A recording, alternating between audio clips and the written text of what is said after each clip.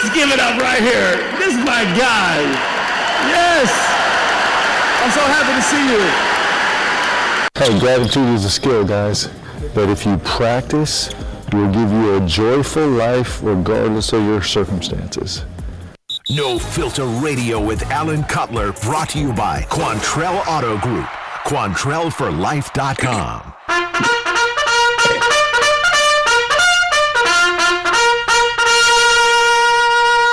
You know what makes me sick?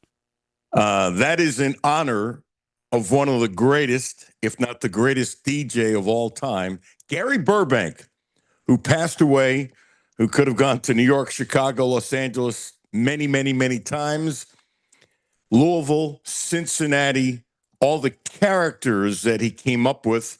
He was a genius. I bet many people listening to the sound of my voice, as we have folks in Cincinnati and Indianapolis and Louisville and Nashville and other places listening, I bet a lot of you heard Gary Burbank. He won the Marconi Award a couple of times. That's the best large market personality of the year.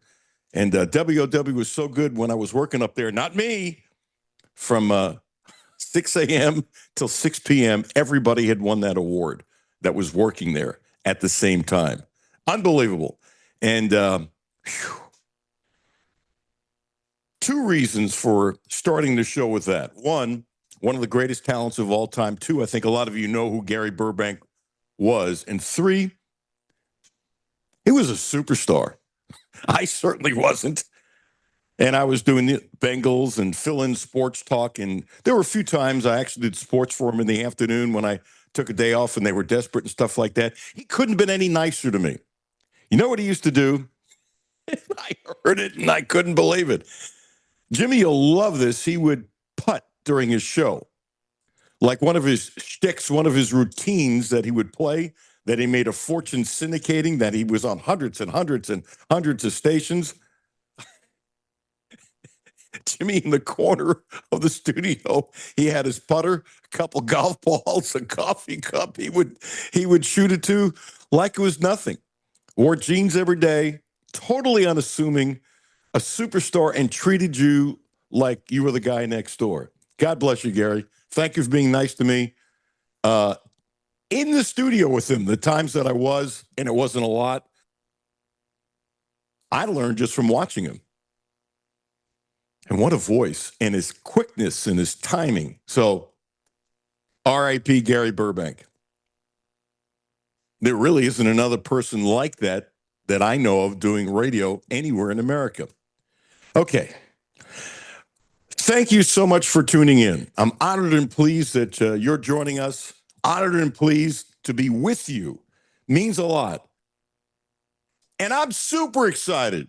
I'm so excited. Football tomorrow.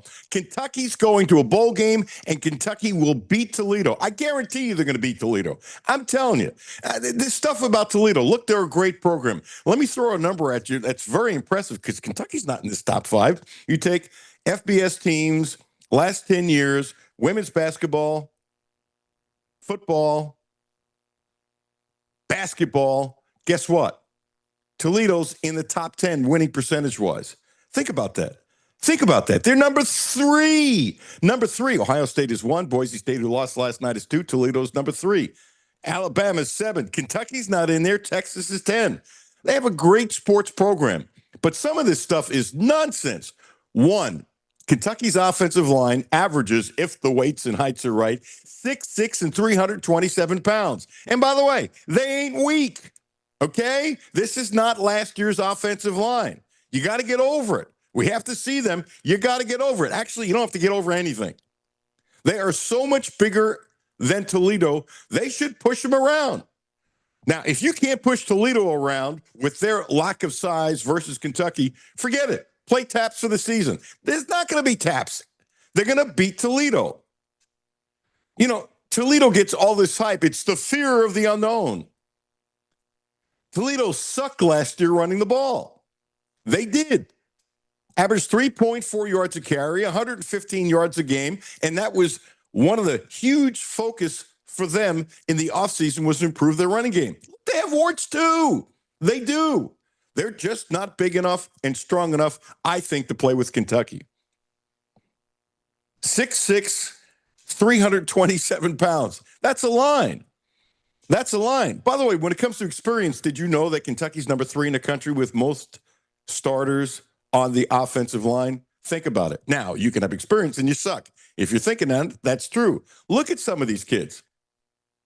And there's a stat that's stuck in my cranium nonstop. 5, according to UK, 5 of their linemen are being looked at. Doesn't mean they're going to be drafted. It doesn't mean they're going to get anybody's camp. Depends on how they play this year, like hundreds and hundreds and hundreds and hundreds of football players. But they're being looked at from the offensive line. That tells me a lot. I can't see Kentucky losing this game. Sure, anything is possible. Kentucky will win this game. Kentucky will win this game, period. Write it down. Just boom, write it down. Let's set up the show. Mark Beyer, longtime play-by-play man for Toledo, will be joining us in about 6-7 minutes. Gene Abel, longtime sports editor, Lexington Herald leader, does the show all the time, which we appreciate at 1 o'clock. Cisco Bryant will also be joining us. Brad Taylor will also be joining us. So it's a cast of thousands. And tomorrow morning at 11 o'clock, Steve Tressler and I will be at Campus Pub. We'll be there before games, having fun. It's a great place to eat. Come on and hang out. They got a gazillion TVs. You can eat there and walk to the game. And after the game, come on back. And you won't be soaking your sorrows. You will be cheering on a victory. Come on. There's been too much this lovey-dove about Toledo. By the way, Jason Candle's a hell of a coach. We've talked about him ad nauseum. 73-40. He's done a great job. But they are just too small. Plus, look at it this way. They beat Mississippi State last year. Mississippi State really sucked. They beat Pitt. Kind of like 1,000 overtimes for the bowl game. Trust me, if Pitt played in the SEC last year, they would have gone to a bowl game. Now, by the way, both really good victories for them. I'm taking nothing away from them. It's really good. But it's not like they beat Alabama. It's not like they beat Georgia. It's not like they beat Tennessee. You get where I'm coming from. And they've had a hell of a program. I do not see Kentucky losing this game. I just don't. I don't.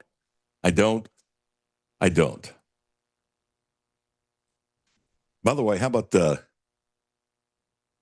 key last night for Nebraska, Jimmy? I was watching 2 games with interest, Boise State, and they started off great, and boy, did they get their butts whipped. Hurts me. I love Boise State. I have too many ties there. So they stunk, and how about Dane Key being a captain for Nebraska? Shows up. Had a touchdown, 5 catches. You know, if this chemistry really has changed, as everyone has told us ad nauseum, which is okay in the preseason, I wonder if I'll have any regret leaving. Because I do believe, had the chemistry been real good, he wouldn't have left. He wouldn't have left. He felt he had to. Change his scenery. I got to throw this little tidbit in.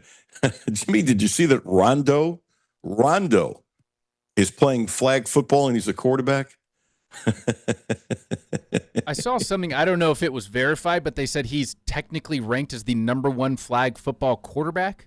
Yeah, I don't know they have rankings. I saw that and I wasn't going to mention that because I did a little search on it and I couldn't find anything that substantiated that.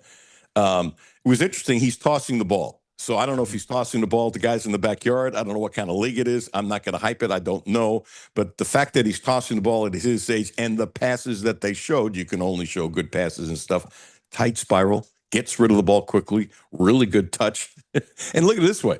One of his problems playing basketball, he was a bad free throw shooter because his hands were so damn big. Yeah. Now, playing football, whatever. Yeah, no, I have no idea, number one. I kept on looking up and got nothing. I'm going, okay. I'll do a deep dive on something else, not that. I just kind of thought it was interesting. And I will always say that Rondo could be a great coach. I really believe that. One of the smartest basketball players in the Celtics, I don't think win that championship without him. He was a glue. And I got to tell you, when the Lakers won the championship, him coming off the bench, he was a glue as well. He'd never gotten enough love for what he did. Never got enough love. I think Mark Barr is connected. So, Jimmy, when he's ready to come in, let's toss him in right away, and then we'll take a break after Mark, who's had a very interesting career. We wait for the famous Jimmy's thumbs up as he's doing it. Let me throw a name out. Is he there? He is here, but his microphone is muted. There we go. So he should be good to go. Should be good to go. Mark! His mic is turned off. I'm pointing to my ear. Can you hear me now? I sure can. I was about to say, I bet as a veteran, when you see me pointing to my ear, you quickly hit the right button. Not your first rodeo. Mark, thank you for your time. You just got off the golf course at Kearney Hills. How'd you do? Had fun. We walked. Actually, I tell you what, couldn't beat the price too because I'm a veteran. Oh, good for you. Mm-hmm. Good for you. One of the great things about doing play-by-play is that you can actually, I don't golf because of my shoulder, neither here nor there. I used to love golfing. I was terrible at it, but that you can go different places and play different golf courses and stuff like that. The beauty of doing play-by-play. Yeah. Well, I'm retired, so this is my only job. That's okay. That's okay. So you started in 95, went to 2016, if I read some stuff online correctly, retired to spend time with your family, and you come back a couple of years ago. So all I know is this. I haven't heard any of your calls, but I know you got to be damn good if they bring you back after retiring for so many years. So you must be a special play-by-play guy because we both know that doesn't happen a lot. Sure. Yeah, it was really an unusual situation. In fact, I had no intention of coming back, and then the person who took my place was unceremoniously asked to leave, and they needed someone to finish the season. I did. Retired from my full-time job, and I thought, you know what? I think I can continue to do this now that I have more free time. So I enjoy it. Always have. And it wasn't easy when I retired the first time, but we'll see how long it goes. I just take it a day at a time. I got you. I'm retired too doing this. And I'm probably much older than you, would be my guess. And not. I bet you're not. I'm you 70. Might be surprised. I'm 72. I am 72. Okay, God bless you. Yeah, thank you. Maybe we have about 25 more with energy. I look at this one. I'm having FUN, and as long as it's fun, I'm going to continue doing it. As long as they want me to do it. There you go. It's not fun. Yeah, they'll fill the space with something else. It's easy. It's easy to fill space. So let me give you a quick take on Toledo. I know nothing compared to you. I don't know a 0.5, but I remember when you guys were undefeated with a great lefty quarterback 1,000 years ago. I can't think of his name. I think it was early, but didn't look it up. But I'm telling you, I remember it. And you guys have been a great program. I just mentioned FBS. Last 10 years, when women's basketball, men's basketball, football, you're number 3 winning percentage-wise. It's a hell of a program. I mean, and Jason Candle is a great coach. I mean, so it's all love here. But I'm telling you, I look at this, and Kentucky's offensive line, which sucked last year, averages 6'6" and 320-plus pounds. They're much bigger than Toledo's offensive line. Toledo made a bunch of let me finish my rant, and then you just go and then tell me where I'm wrong, and God bless. Toledo made some changes in the offensive line. Toledo couldn't run the ball last year, averaging 3.4 and only 115 yards a game. Jason Candle, from everything I read, made this huge emphasis, which makes sense. The guy's a hell of a coach, to fixing the running game, including Chip Troughton, if he's healthy, probably do a great job for you. And so I'm just saying there's this thing around here, Mark, that, it's Toledo. Well, I respect Toledo. It's a great program, but Kentucky is much bigger, and Kentucky should be able to win the trenches. And last time I checked, most games, when you win in the trenches, you should be able to win. Tell me about Toledo. Tell me where I'm wrong. Well, I'll go back to last year, and yes, that was an aberration last year. Toledo is running back U. Toledo's had running backs go to the NFL. The last one, of course, Kareem Hunt, Chester Taylor, Jalen Parmley. I can go through the list of running backs since I've been around the program for 30 years. So last year, they had no experience on the offensive line, and their one key running back was hurt and didn't play, and they struggled running the football, which was really unusual for a Toledo team. So that put a lot of pressure on Tucker Gleason, who, if he didn't run, their statistics would have been even worse last year as far as rushing is concerned. He's a big fella, and he can do it. Now, those same offensive linemen who didn't have experience last year now have experience. 3 starters are back. They build up the running back room. It is much stronger than it has been in the past. They're still very strong at wide receiver. Lost a very good tight end that tried to make it with the Rams. I don't think he did. I think he just got cut. But they got a transfer from Holy Cross who looks like he's going to do a real nice job for them. So offensively, I'm not too worried about it. Defensively, yeah, you're right as far as the offensive line for Kentucky. And I felt all week that Kentucky is going to try to bully Toledo, try to push them around. And if the running game isn't going for Kentucky, then the Wildcats have some problems. Toledo has speed. There are 12 guys on the Toledo Rockets who can run at least 21 miles per hour or faster. They have one kid that runs 23 miles per hour. So Jason Candle has done a great job of building speed. And Toledo's defensive backfield is the strength. They have two guys in the backfield, a safety in the corner, that have a good chance of playing at the next level. And they have a defensive end also that could be playing at the next level. So while, yes, you're right, Kentucky is bigger, there's no question about it. The other thing with Kentucky, too, and I look at that, how much experience do those five guys have together? Yes, they're big, but speed can sometimes neutralize size. But if they can bully, if they can run the football against Toledo, I think the Kentucky Wildcats have a very good chance of winning the football game. I look back to this one, honestly, very similar to 2 years ago when Toledo went to Illinois. And Toledo had the game until the very last minute and lost on a last-second field goal after Illinois converted on an incredible fourth down play. Last year, of course, Toledo opened and won at Mississippi State. 2015, Toledo faced a number 9 Arkansas team, missing their top 2 running backs, and won that football game, and that catapulted Matt Campbell into the job at Iowa State. So Toledo has a history of playing well against Power 5, now Power 4 teams. Will they win tomorrow? I don't know. I mean, who's going to know who's going to turn the ball over?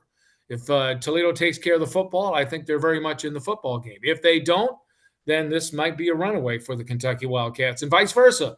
Kentucky better take care of the football too. And the thing with Kentucky is they're facing a Toledo team that has a lot of 5, 6, 7-year seniors.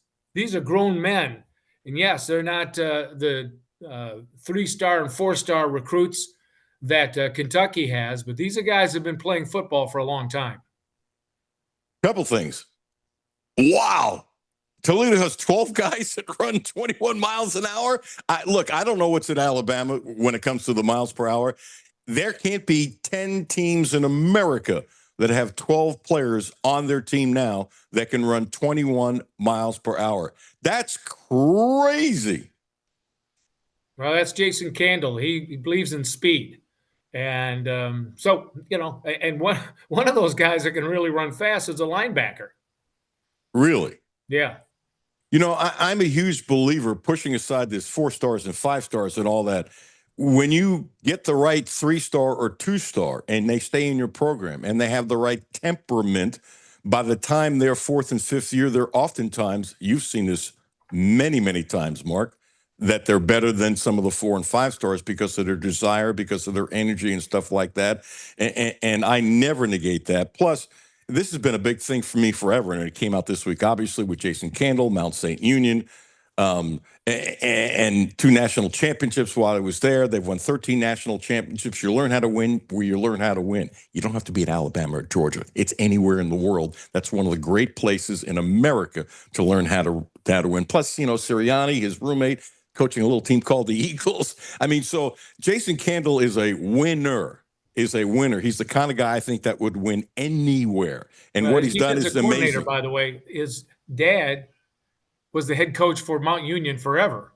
Vince Karras is the defensive coordinator for the Toledo Rockets, and he was a head coach at Mount Union and won national championships, and then decided to move on to the Division I level and be the defensive coordinator for Jason Candle. There's been a Mount Union pipeline for the Toledo Rockets. Matt Campbell, the head coach at Iowa State, Mount Union. So there's a lot of Purple Raiders floating around the country that are having a lot of success coaching, and that all goes back to the history of Mount Union. And by the way, that's where Toledo went for a week. They went for a week-long camp at Mount Union, just for a little bonding for some of the new players. That's one thing, too, I wanted to talk about real quick. Kentucky's got a lot of new guys. This is their first game together. Toledo's got guys that have been together for 3-4 years in the program, understand the system. There's some things that are some benefits there. Now, I'm not saying that means that Toledo's going to win the football game tomorrow. I just think Toledo comes in with that advantage of a little bit more experience. While they may not be quite as talented, we'll find out tomorrow. But when you're in a program for a while, that says a lot about the head coach, and it says a lot about the culture at Toledo. Up until the Rockets lost their women's coach this past season, they had coaches, football, men's and women's basketball, that had been there 16, 15, and 14 years. Now, you name me another program in the country that has that kind of stability in their football, men's, and women's basketball programs. That's amazingly impressive. I'm going to throw this at you.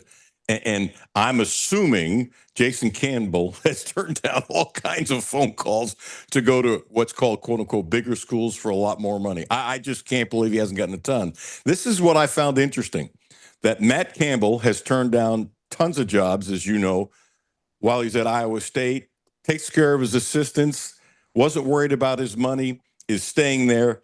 Jason Campbell has been at Toledo for a long time. They both have the Mount St. Union connections. I just wonder if there's something. It's been a pet peeve of mine for a long time. Mark Beyer, longtime play-by-play man for Toledo, kind enough to join us for a couple of minutes. It's interesting that these two men are two of the better coaches in the world at what they do in football, yet they're staying at a school where they could have made more money other places. It seems like they're happy. And this is Jason Campbell's place. And it's Matt Campbell's place at Iowa State, that there's something to be said. Come on, you're making 7 figures. Who can't live on 7 figures? That being happy where they are. I'm just guessing. I don't know. That Jason Campbell must be very grounded, and he's not looking to go to Alabama. He's not looking to go to Georgia. And if they call, that's one thing, but he seems very grounded, and I wonder if that has to do with Mount St. Union. Well, and it's Mount Union, by the way. Not Union, excuse me. That's correct. I apologize. That's all right. He and I have never really sat down and had that conversation. We've talked a lot about some of his thoughts about his future, et cetera, but I guess it has to be the right job. And for Matt Campbell, the same thing. It has, at this point in his career, it has to be the right job for him. Money's not an issue, obviously, when you're at Iowa State and what they're paying him. And Jason has been the highest paid coach in the Mid-American Conference. I don't know if that changed, of course, with the new hire with UMass joining the Mid-American Conference. I haven't caught up with that. But and Jason takes care of the other part, too, is Jason's assistants stick around. He may lose one here or there, but for the most part, there's been a lot of continuity there. And so, again, Gary Pinkel was there for 10 years. Tom Amstutz was there for 8 years. Beckman was there for 3 before he took the Illinois job. Matt Campbell was there for 3, and then Jason's now been here, 10 years so as a head coach. So there tends to be some stability at the University of Toledo. And, oh, by the way, a little trivia, and you probably knew this already, but your fans may not, that Nick Saban's very first head coaching job was at the University of Toledo. Yeah, it was. And Urban Meyer's first job was at Bowling Green. Bowling Green. Do you know when I can't remember the year, and I should off the top of my head, but Kentucky had a head coaching opening, and he was already successful at Bowling Green, that Urban Meyer couldn't even get an interview, and he had a guy named Jimmy Johnson in his heyday pick up the phone and call Kentucky, and he still couldn't get a whiff. And he went from there to Utah, and as everybody knows, the rest is history. So, I mean, there's so many what-if stories and that kind of stuff. Plus, his dad had ties to Kentucky and stuff like that. No, the MAC has been an unbelievable conference and stuff like that. Miami, especially, if you look at the history of Miami and the head coaches that have come out of Miami, it's incredible. Whether it's Weeb Eubank, Bo Schembechler, I can go through the list. It's incredible at Miami University how many head coaches have come through there.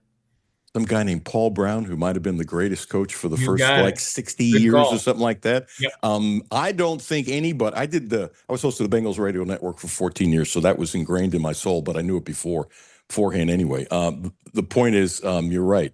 The coaches that have come from that part of the country, it's just absolutely spectacular. You can expect a lot of fans from Toledo coming down. It's not a bad drive, and plus, it's not a bad drive. Yeah, and you guys, are saying, hey, we beat Mississippi State last year, we beat Pitt last year in a gazillion overtimes. We can come down and win. I would expect that there'd be a whole bunch of folks when you're looking from the press box on the left-hand side up in those corners. There's X number of seats. I forget what the number is, but you can usually tell the support of a team because, I think most people know, you get X number of tickets, whatever in the contract, and if you don't sell it by a certain date, then they take it back and the home team sells it. I'm going to guess that Toledo, and I don't know if their guarantee is, I'm assuming it's less than if a Georgia came to town, but I bet they sell their tickets. well, we'll see. Toledo doesn't travel exceedingly well. You have to understand Toledo's location. Toledo is 45 miles from Ann Arbor, 2-hour drive from Columbus, a 2.5-hour drive from Notre Dame. So you have a lot of fans in the Toledo area who, yeah, they root for the Rockets, but you know who's playing today at noon? Ohio State and Texas. Now, how many of those Toledo Rocket fans do you think are going to make the drive down to Lexington as opposed to either going to Columbus or sitting at home watching that game on national television? So, and doing the old split screen, which still drives me crazy, but I still haven't gotten used to it. I really appreciate your time. Give me one other thing about Toledo that we should know, and God bless you for coming back and having fun. Us old geezers need to root for each other. Never met you before, but as soon as your first word, I went, oh yeah, he's been doing play-by-play for a long time. You have that voice. Well, I'm known for one thing, and this started back in 1995. A little trivia for you. In 1995, Toledo went 11-0-1. That was my first year to it, calling play-by-play. And I started rolling my R's. And so anytime Toledo would score a touchdown, it would be touchdown Rockets. And that really caught fire in the Toledo Rocket community. But anyway, going back to 95, they were involved in the very first ever Division I college football sudden death playoff. And that was against Nevada in the Las Vegas Bowl, which Toledo won on a touchdown by Washawn Tate. That was the first ever sudden death. And the interesting thing is about Gary Pingle, to show you how organized he was, he knew exactly if he won the toss, what he would do. And his kids were upset when he decided to go on defense. They couldn't understand, Dad, why did you go on defense? And he knew he wanted to go on defense because that way he would know offensively what he had to do when the other team scored. They only scored a field goal. Toledo scores a touchdown. They win the football game in the first sudden death game ever in Division I college football. Well, that's a lovely story. One more. I knew when I was like 5 I wanted to do this. This in particular, don't know. Obviously, there was no sports talk to that level, but I knew I wanted to do something with sports as a child. When did you know you wanted to do play-by-play or you wanted to do this kind of thing? Some of these answers I've gotten from people who've done this forever have been really cool. I used to practice when I was a kid because when I was young, all I did was listen to the radio, listen to the Cleveland Indians and the Cleveland Browns on the radio. And when I would listen to the Indians at night in my bedroom, I would only listen when the Indians were up to bat because I didn't want to hear the other team score. So I wouldn't listen. I would wait and then turn it back on. But I started doing high school wrestling, volleyball, football, basketball, baseball back in late 1970, 79. And once I started doing that, I was hooked. You were hooked. But then I got into television, and I was a news anchor and sports anchor for a long time, but fortunately got back into it in 95. I used to have, the only thing my father bought me basically that I remember was this cheap $4.95 GE transistor radio that I used to put underneath my pillow every single night. And then when nobody was in the house, I would turn the sound down and do the play-by-play way before I was 10 years old, Yankee baseball and stuff like that. And I loved the Yankees announcers. And then at night, sometimes I could hear Boston, sometimes could hear Philadelphia a lot, and occasionally KMOX in St. Louis. Depending upon how the night was, you're smiling because I guess you've done the same thing. So I was hooked as a child. And it's just interesting, the folks that I've talked to that do what you've done for your whole life, you're smiling, there's a common theme about just loving to do it. And if anybody walked in the house, boom, I would turn the TV sound down. I didn't want anybody. My brother didn't know forever that I did it because I was pretty slick about it. I didn't want anybody to hear me, but I did it all the time, and it was great. I loved it. I always loved radio more than television. even though I did television for a long time. Always enjoyed radio more. And we probably lost your audience that are under the age of 45 at this point, talking about the good old days. But I've always been a huge fan of radio and just enjoy it, and I'll do it as long as I can.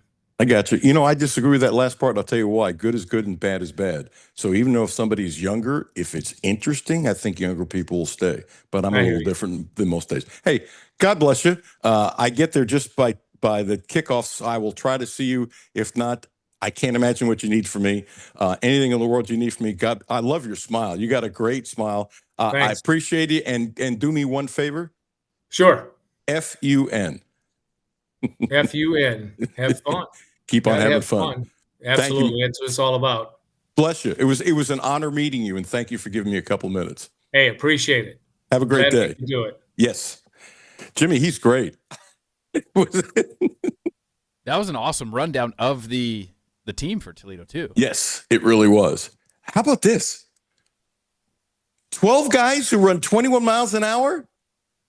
12? That's fast. 12? And I can't give you the answer. I have no idea if Kentucky has 12 guys who can run 21 miles an hour. And didn't he say there was one guy who could run 23 and there was a linebacker who ran 21? 12. That's nuts to think about, that linebackers are running 21 miles an hour now. Oh, I bet there's more than a couple of dozen across the country. Seriously. Oh, yeah. Toledo's not the only one. I think there's a kid at Tennessee that does that. Goes to show you, though, if this was 20 years ago, there's no way a linebacker running that fast would be at a school like Toledo. Because there weren't very many of them. Now they're all over the place. Plus, the other thing too is keeping guys for a long time period, and having a great weight room program. And Kendall has kept a lot of his players, more so than you would think, which is a credit to him and a credit to the program. So, Mark Barr, thank you so much. Dean Abel coming up next. That was really good. 72 years old and came back to do it again. I mean, Jimmy, does it get any better than that? Seriously? It's as good as it gets. It really is. I tell you what's as good as it gets. Subaru. Hey, you're listening in, well, I don't know if anybody's listening in Toledo. Maybe there are two people, but we got a bunch of folks in Indianapolis and Louisville and Cincinnati and a lot of other places who hear the sound of my voice. Take a drive to Lexington. Come on down, look at the scenery, the horse country, and you need to check out, because that the Outback is a special car. And the dealership here, Quantrill Auto Group, is a special dealership. And so they have this going on. 0% interest for 36 months. And if you want to spread it out for 72 months, it's 1.9 for 72 months. What a deal. 0% interest, 0 for 36 months. Don't forget, the Quantrill family of dealerships, right place to get your next Subaru, and they promise to get you the best in sales, service, and no gimmicks. Subaru, 0%. Alan Cutler, 1300 AM, 92.5 FM. No Filter Radio with Alan Cutler, brought to you by Quantrill Auto Group. QuantrellForLife.com. Hi, this is Alan Cutler. Have a no filter comment?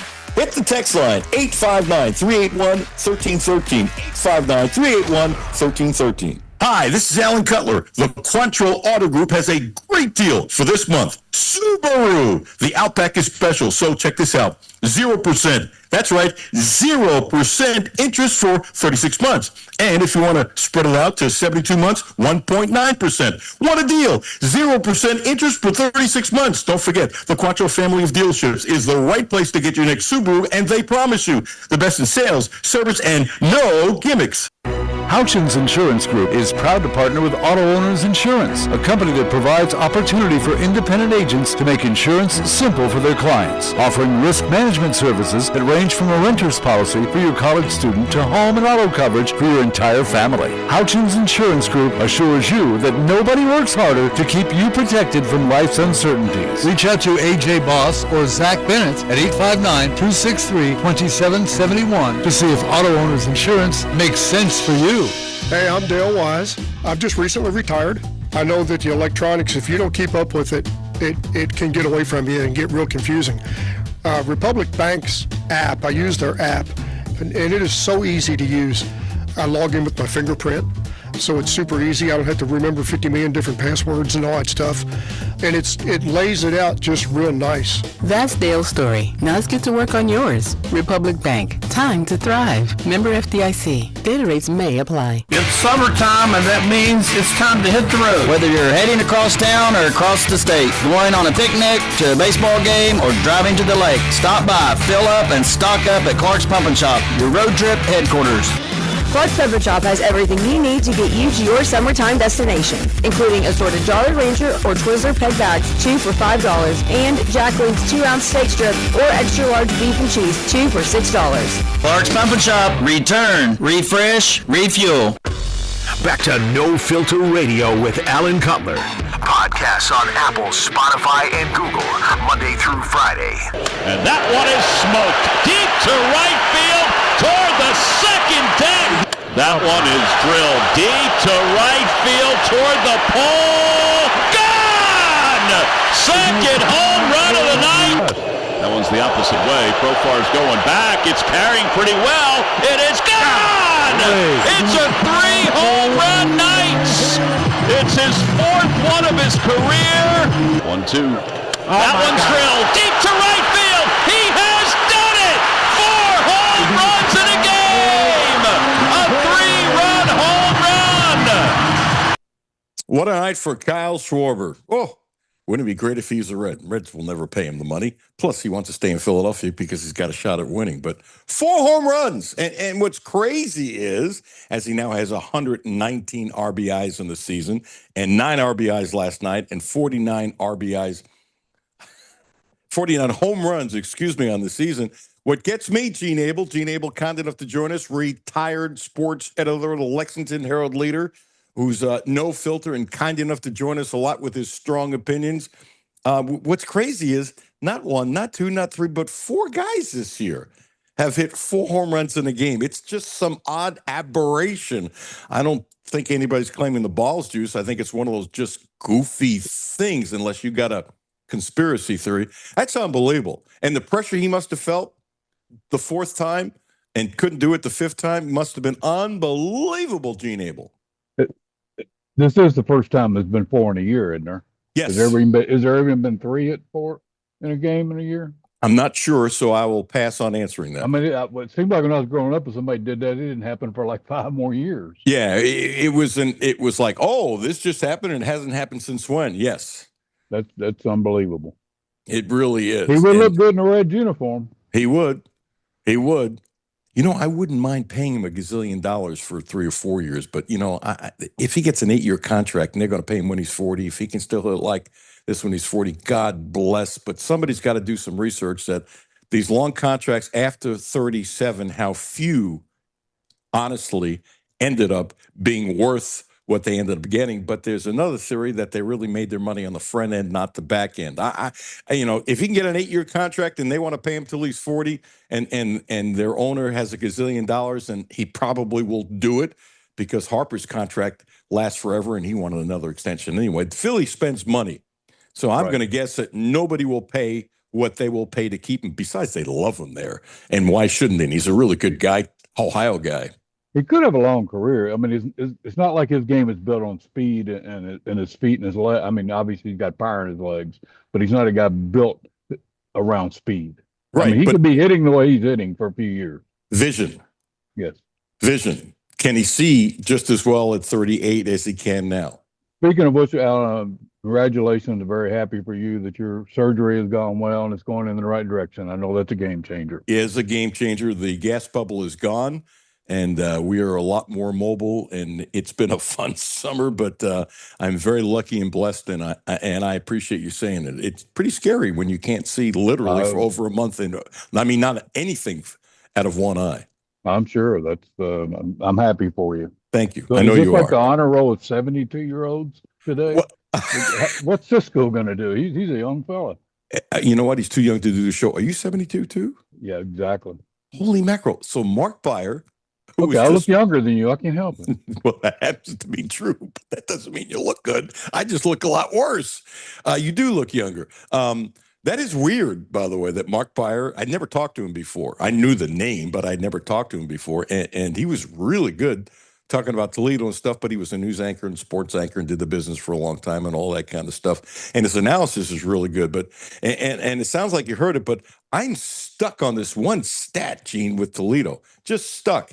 They got 12 kids on the team who run at least 21 miles an hour. I have no clue what Kentucky has when it comes to that, and I'm curious as hell.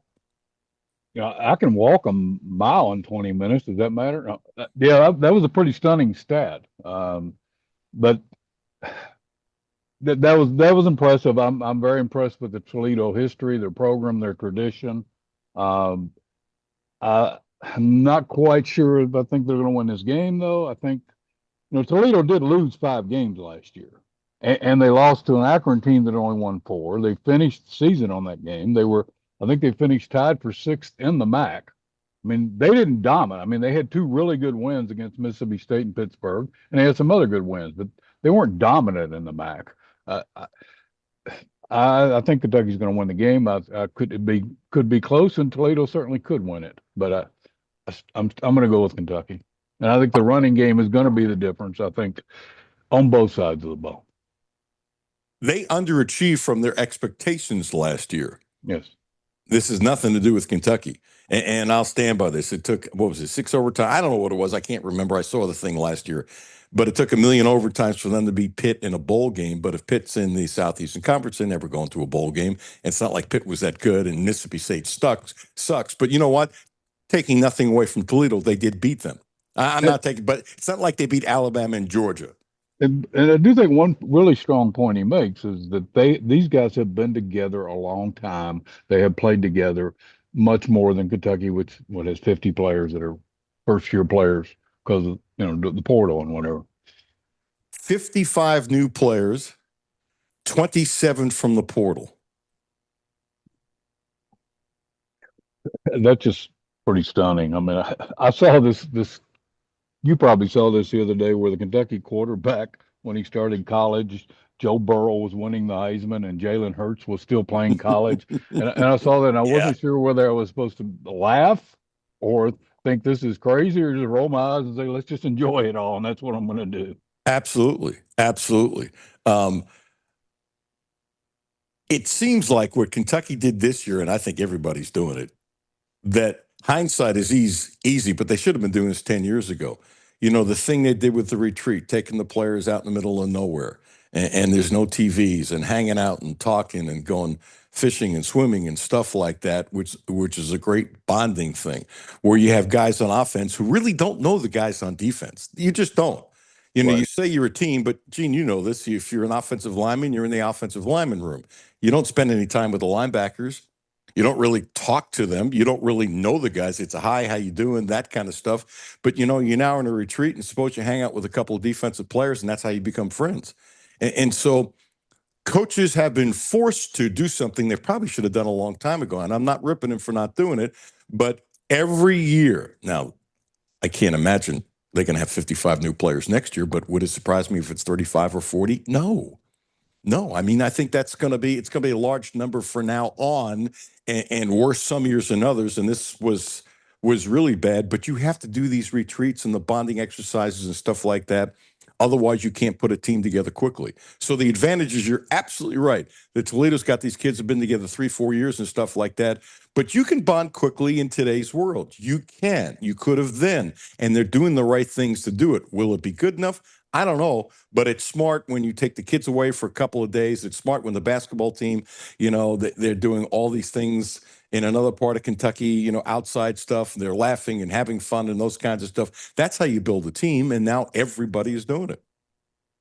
That's correct, but I don't know that there's any position on the field that's more important with the bonding and the learning each other than the offensive line. And Kentucky looked more promising there, but they do have some new players there, and that is, I think everybody agrees that's where they've got to get better. I think they're going to be much better. The question is how much better. One, they can't be worse. It's interesting that as bad as the line was, they got, could be 3 kids who left who are going to start at other places. So that's kind of interesting. Also, some of the kids that Stoops wanted to leave, I wonder if that'll be a wake-up call for some of them to realize they have to get their act together with a change of scenery, and they only have that much time left. Can't answer that, but I bet in some cases it might be true. But when you take a look at it, 6'6" and 327 pounds, if the numbers are right with what they put on the page, you know how that stuff goes. Right. But if you're averaging 6'6" and 327 and emphasize weightlifting even more this past season, and by the way, you're right, they haven't done anything together. Do you know they're number 3 in the country on this level when it comes to most starts for an offensive line? You got older guys. I hadn't heard that. They got older guys. They got veterans. Brown, I've been talking about forever. He's married. He's working on his master's. He's been second team all SEC. These guys get it. They really do, and they understand they have to get together rather quickly. Now we'll see if they can. I'm just saying the probability of these kids getting it together quickly is much greater than what I think a lot of people think. That's all. We'll find out tomorrow, because I think the run game on both sides is the key, because I think Kentucky, if they can't run tomorrow, we're looking at a real long season. Running tomorrow doesn't prove to me they've settled that problem, but it does. Maybe they made progress. They've got to be able to run tomorrow, and they got to be able to stop the run, which was their total downfall the last half of last year. And both of those sort of played to some question marks about the Toledo team last year. Their offensive line wasn't real good, and their defensive line struggled. You get in their secondary, you're asking for some trouble. Kentucky does not want to get in a situation where they have to throw the ball. I think Mark Barr said that a couple of their guys might play in the NFL. I think their secondary, from what I've seen, is some people think is one of the top secondaries in the country. Their linebackers, I think, are mostly new. So again, that gets back to Kentucky. They need to run the ball tomorrow. Well, control the clock and control the game. I like how you put it. Just because you run tomorrow doesn't mean they've solved the running problems, because they're going to have to play the Georgias of the world. If you can't run tomorrow, then you're going to say to yourself, how the hell can you run against Georgia if you can't run against Toledo? That's exactly correct. So there'll still be question marks even if they have a very good win. And that's fair. I think it's more than fair.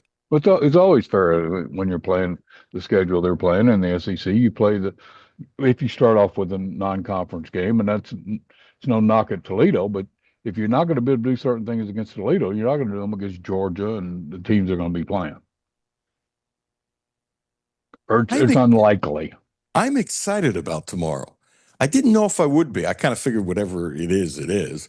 But 3 weeks ago, it was kind of like, okay, I'm looking forward to the season. We can have games to talk about, And as we've gotten closer, maybe it's I've done this forever. Maybe I'm just glad the season's here. Maybe we have something tangible. Maybe all the above. I don't know. I'm really excited for the season. I would agree with that, but it's not only UK opening the season, but it's a great time of year. Of course, we're getting wonderful fall weather right now, though we could use some rain, but weather's great. This is just a great sports time. You start, everything, the baseball races are starting to wind down and are, close to it. It's a great time. It's fun when college football starts. There's nothing better than this college football Saturdays, one game after another. I'm going to guess you did what I did last night. You watched the game and you flipped over to another game, and I spent a lot of time watching football last night. I started watching that Boise game and was really disappointed in that. Then I watched part of the Nebraska game. Dane Key looked Dane Key's. I mean, he had 6 or 7 catches, didn't break anything free, made that winning touchdown catch. Yeah, the catch, 5 catches and 1 touchdown. And he's a possession receiver. And by the way, there's a guy that I haven't talked about enough. I've talked about him a little bit, honestly, but not enough. I am fascinated about Tony Stiletto. I was fascinated when they got him. I think you and I talked about him. I don't think so. I mean, I know you're talking about, but I don't think we talked about him. Okay. No, I did with somebody else. My bad.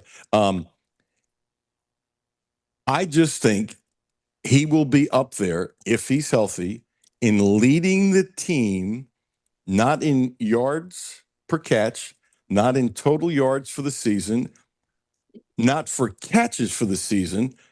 I'm guessing the probability of him leading all receivers in getting first downs is very strong. He's a possession receiver. He spent a long time at Clemson. He's a lot faster than people realize. There's a stereotype, well, you're short and this and that, you can't run. Kid can run. and he's got great hands. And I see him making some diving catches, maybe going on the ground, to hide because he's small to make catches. I think he's a very smart receiver, and I think he's got a lot of talent. Again, I don't want to blow it up to something that's not Gene. I'm not saying he's an All-American. I'm not saying he's going to the NFL. I'm not saying any of that. But I think he quietly can be a really good football player as far as one of the most important things that I know you agree with, moving the damn chains. Yeah.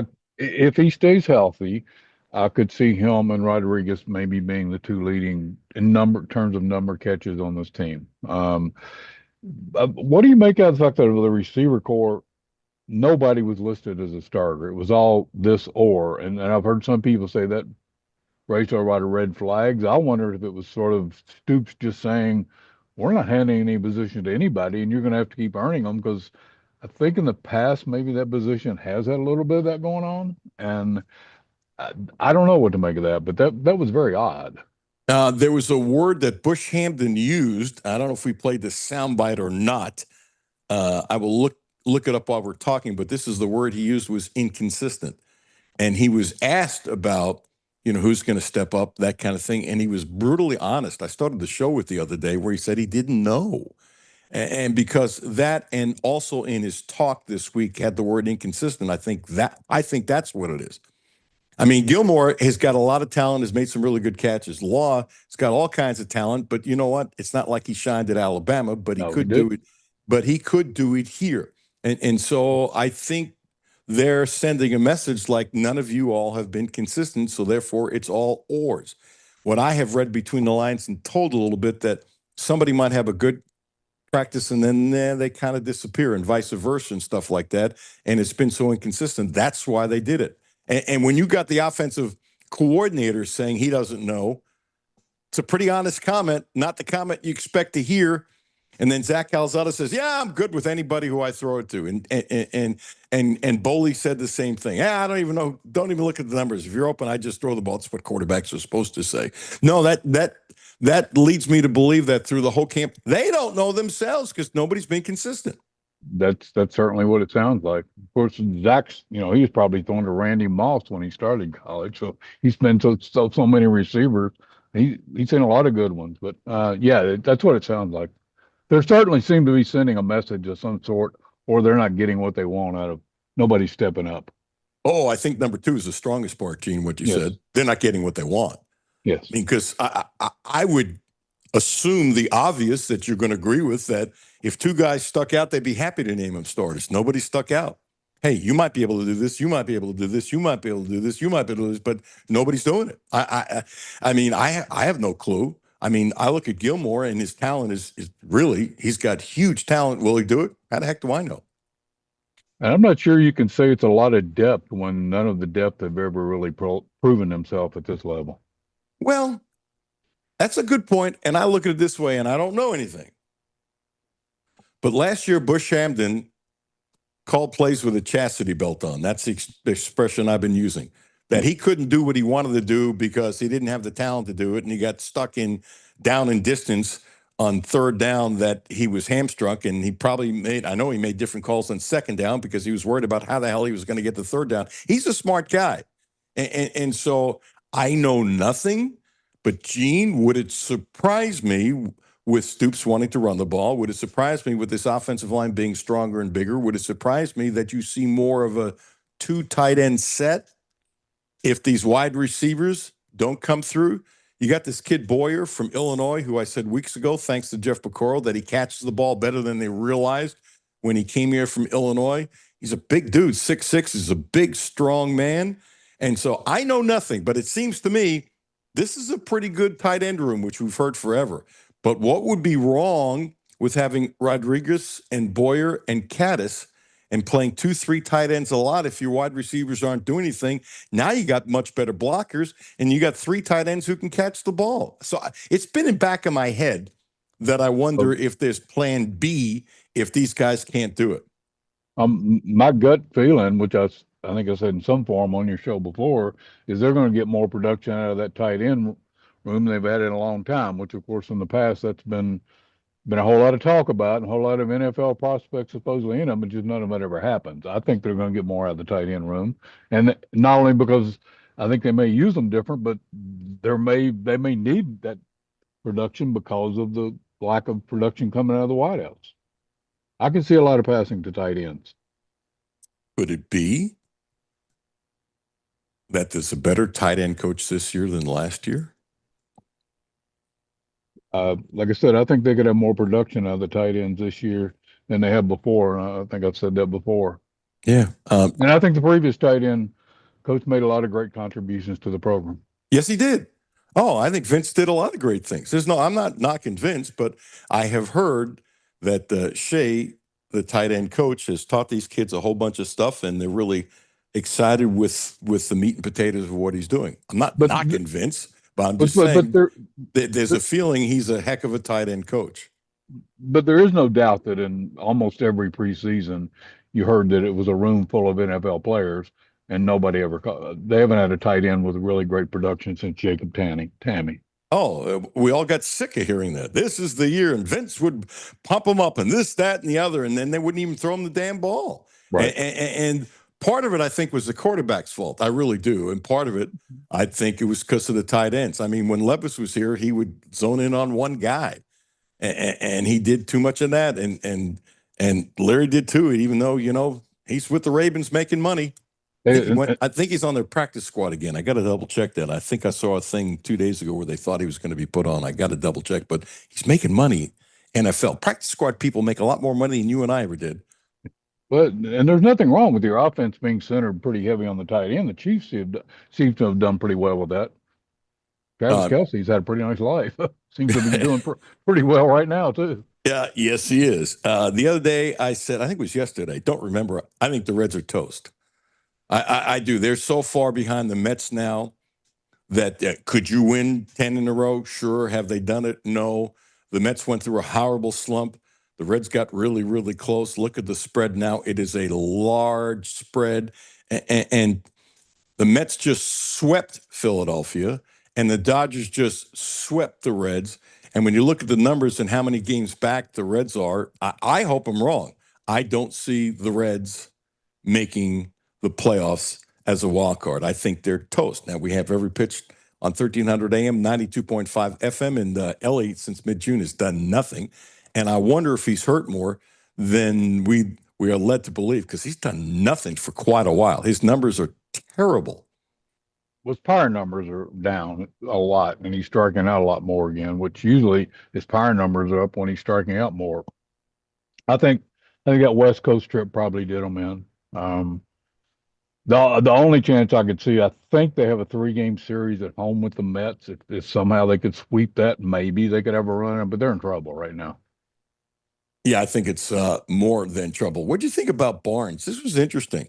I had some people down in Rocky Top land who really thought that Barnes might retire, and that was the common theme that was going around all kinds of places after last year. He's 71. He's done an unbelievable job. He's a great man.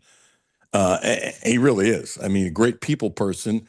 And I'm baffled by these long contracts with somebody. God bless him. He's 71, and he basically has a 3-year rollover contract. And if he decides to retire at any time, university doesn't owe him anything. He's going to make about $6 million a year. He will obviously be there till he's finished. And so I think it's April 15th or something like that. He gets an extension.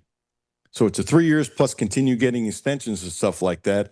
I'm just baffled at these contracts that these guys are getting. Gino Auriemma got a 5-year contract through 2029.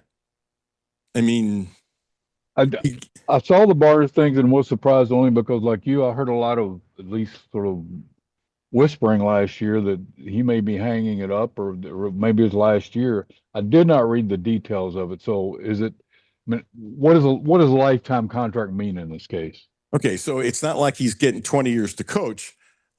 Basically what it is, he can continue coaching that every year it just renews. It's a 3-year contract with Neurables if he wants to continue coaching. Okay. Now, I don't know him personally, just because I've talked to him doesn't mean you know him.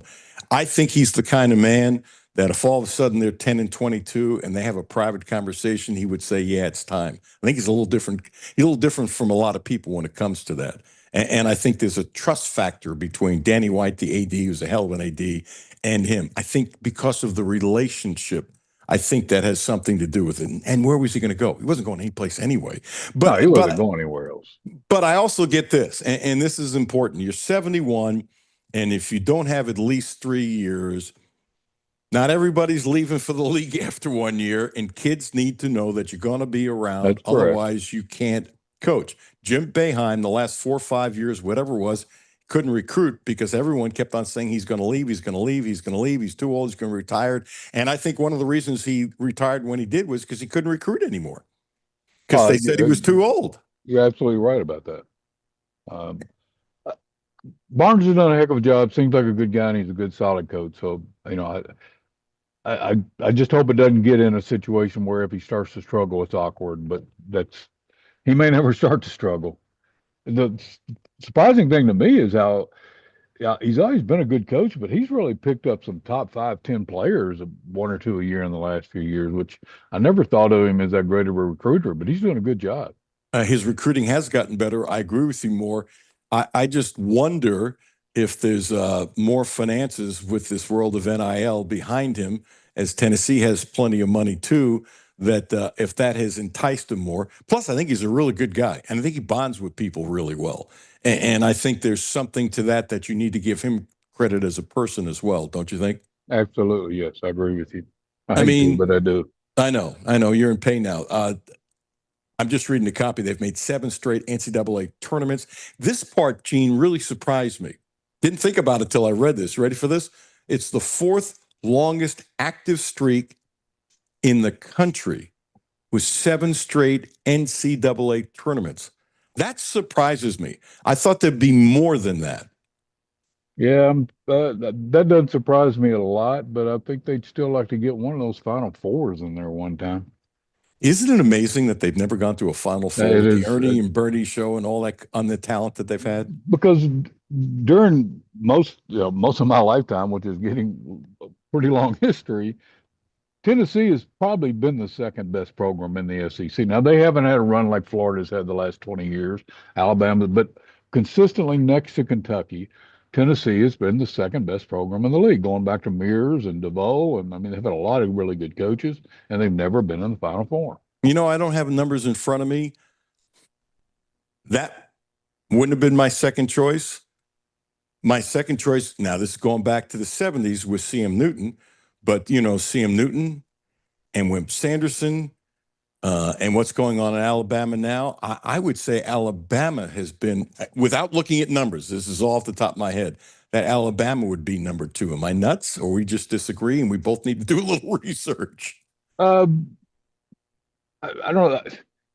It'd probably be between those two, but, in the 70s, when Ray Mears was at Tennessee, it was Tennessee and Kentucky. That thing was bitter, and Tennessee was really, of course, you didn't have as many teams get in the tournament back then. Right, so right. That impacted a lot of things. I don't know what the numbers say, but I think would be a close call between those two. Now, nobody's had success like Florida's had in the last 20 years.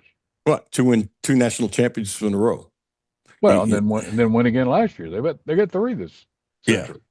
Yeah. Are you gonna say they're better than Kentucky?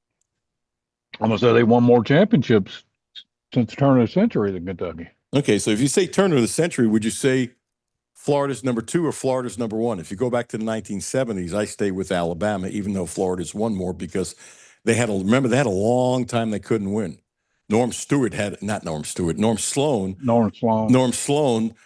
brought them out when they were terrible for a long time. Right. I'm not sure what the question is. I think Alabama's been the more consistent program since the 70s. No question about it. Yes. From the year 2000 to today, who's been the best program in the SEC? Do you say Florida because they've won 3 national championships? I think you can certainly make the case that Florida's been. Now, Kentucky's probably got more Final Fours. It has to be between those two. I'm guessing Kentucky has a better record. I don't know if they have more SEC championships because it's been a while since they've had any of those. But it depends on if you count championships as the main thing that you're looking for. Florida has. I think if you go championships is Florida. I think if you go overall, I think it's Kentucky. I would tend to agree with that, but Kentucky had a few stinker years in there too. Sure they did. Sure they did. Yeah, you can't erase Billy Gillespie. It's part of history. Right. But it is what it is. They have been more consistent than Florida. Hey, the run that Cal had until it fell apart, every year you thought they had a shot at winning a national championship for years and years. And you know what? That was not true with Florida. I think Kentucky's been a better program. Florida has better championships. Right. And then if you take it back 10 years and say, let's go back to the 90s, then it's clearly Kentucky. I mean, you can, but the common theme throughout that, going back to when you and I started covering, remains Kentucky. Yes. Not even close. Yes. Not even a ball game. Gene, as always, enjoy the game tomorrow. So you going to the game, or are you going to have like TVs running like crazy everywhere? Not TV, but I'll be watching a lot of games, and I will be watching several games, and I do not miss being. I mean, it was great. I had a great job. I loved it, but it's great to be able to watch a lot of games and not be spend an hour or two getting in there and have to get there. 11 o'clock and get out of there at 7 or 8 o'clock at night. So I'll enjoy a lot of games. I got you. Thank you, brother. I appreciate you. Thank you. Have a good day. And that's crazy. 72, 72, 72. Yep. That's really crazy. I wish I could say I was smart enough. Now you bring young Cisco on there, a fine man. I'm gonna call him. Well, I'll say you said he's a fine man. I'm gonna say you said he was young. He'll start laughing. Thanks, Gene. All right, Gene, take care, man. Gene Abel, who does a wonderful job on the show, long-time outstanding sports editor of the Lexington Herald Leader. Don't forget about www.naturalhealingandpainrelief.com. That's Terry Page. Get a free appointment on the phone to talk to her for a few minutes, tell her what you need, that kind of stuff, and set up an appointment. And the deal goes through August. Today's the last day. I got to find out if she's thinking about extending it.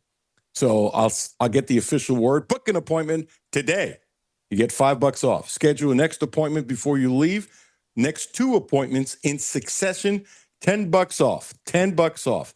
Pretty good deal. And she's been spectacular for me. 859-373-0578. 859-373-0578. Cisco Bryant coming up next. Brad Taylor coming up at 1:30. And don't forget, we are really, really, really excited. Once again, we will back doing our pregame show at the campus pub. The food is great. Steve Tressler and I will be there at 11 o'clock. We'll do the show for an hour and a half. Come before.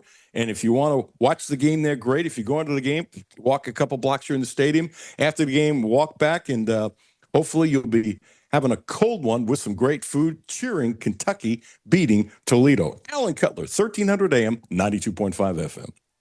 No Filter Radio with Alan Cutler, brought to you by Quantrell Auto Group. QuantrellForLife.com. Hi, this is Alan Cutler. Have a no filter.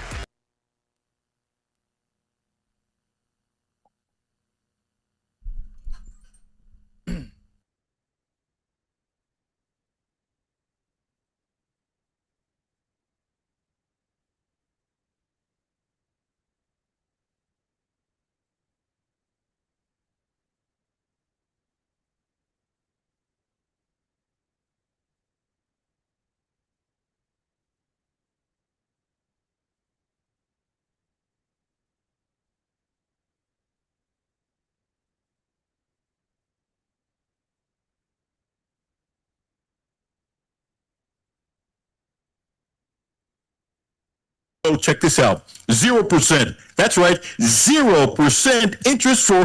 Right back. And if you want to spread it out to 72 months, 1.9%. What a deal. 0% interest for 36 months. Don't forget, the Quattro family of dealerships is the right place to get your next Subaru, and they promise you the best in sales, service, and no gimmicks. Houchins Insurance Group is proud to partner with Auto Owners Insurance, a company that provides opportunity for independent agents to make insurance simple for their clients, offering risk management services that range from a renter's policy for your college student to home and auto coverage for your entire family. Houchins Insurance Group assures you that nobody works harder to keep you protected from life's uncertainties. Reach out to AJ Boss or Zach Bennett at 859-263-2771 to see if Auto Owners Insurance makes sense for you. Hey, I'm Dale Wise. I've just recently retired. I know that the electronics, if you don't keep up with it, it can get away from you and get real confusing. Republic Bank's app, I use their app, and it is so easy to use.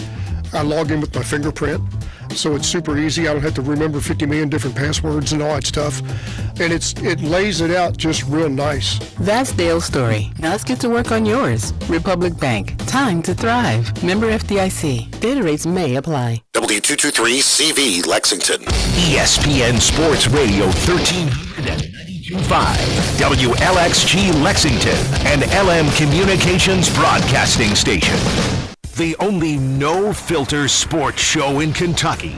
It's the Alan Cutler Show with award-winning TV sportscaster Alan Cutler. The other thing that I want to say is we not only gives us 4 first-round picks over the next 2 years.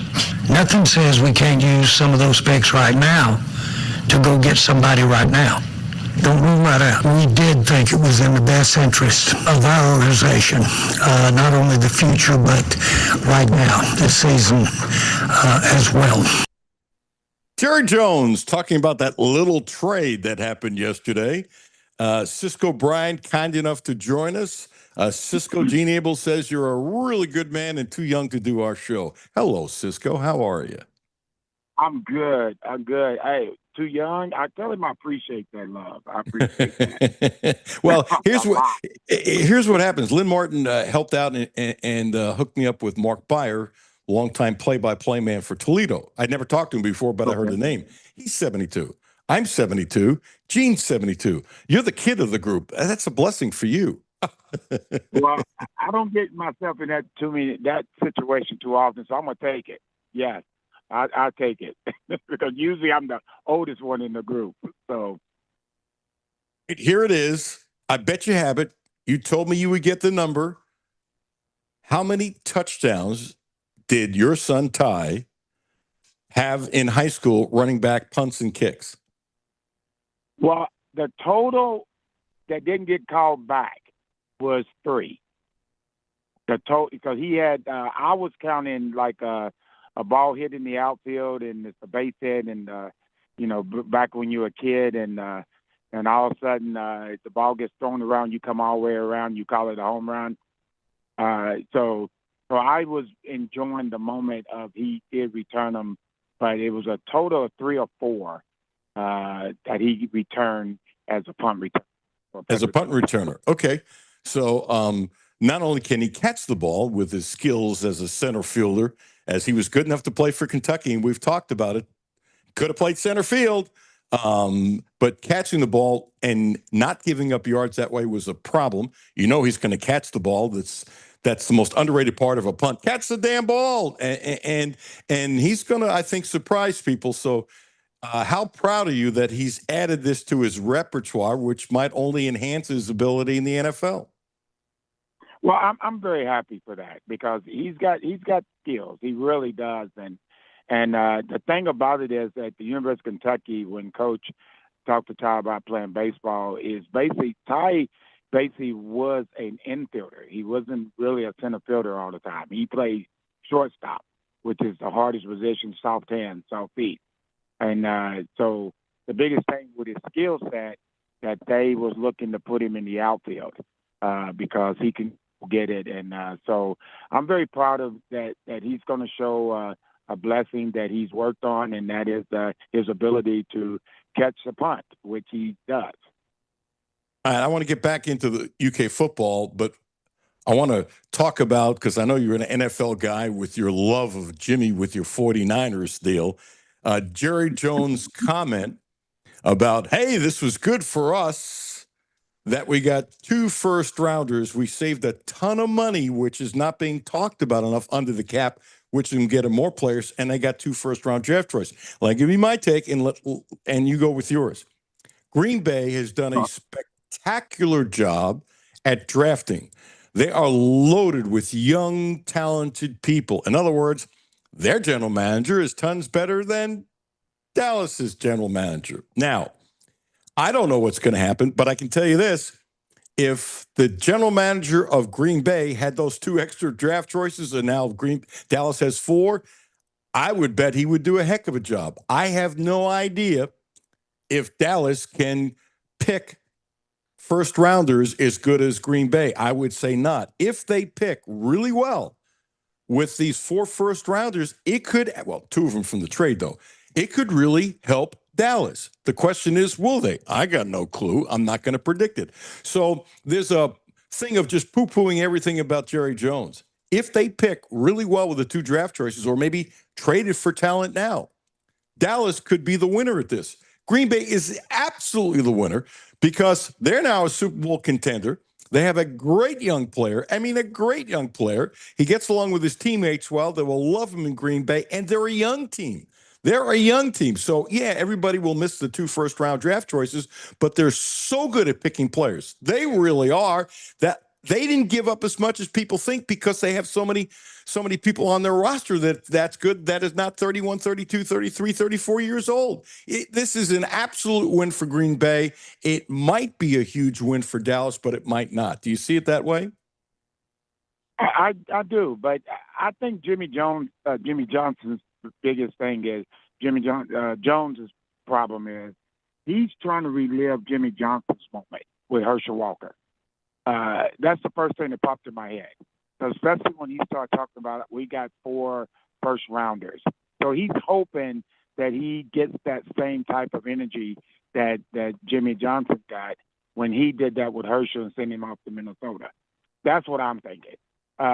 Saving money, he's a billionaire. What are you saving? You're a billionaire, multi-billionaire. So saving money didn't pop in my head because, I mean, you got generation money. So with that said is I think the Cowboys are hoping they get it, because I think when I heard him talking that he said something about we can use those draft choices this year. I think I heard something like that. Now I may be wrong. No, he did. He did say we could also trade for those. And you're right. He's a billionaire, and they make the most money of any team. And you can circumvent the salary cap by paying large bonuses, but it still gives him more to play with. It does give him more to play with, even though you are absolutely right. It's the richest franchise going, and he's worth gazillions. There's no question about it. But from the foundation, it does give him more to play with, and you can't negate that even with his money. That's all I'm saying. I'm coming from. No. That's actually true, AC. That's a fact. But I just think the Cowboys fan base, my wife is her only fault. Oh my gosh, she's beautiful. She's intelligent. It's her only fault. Cowboys fan.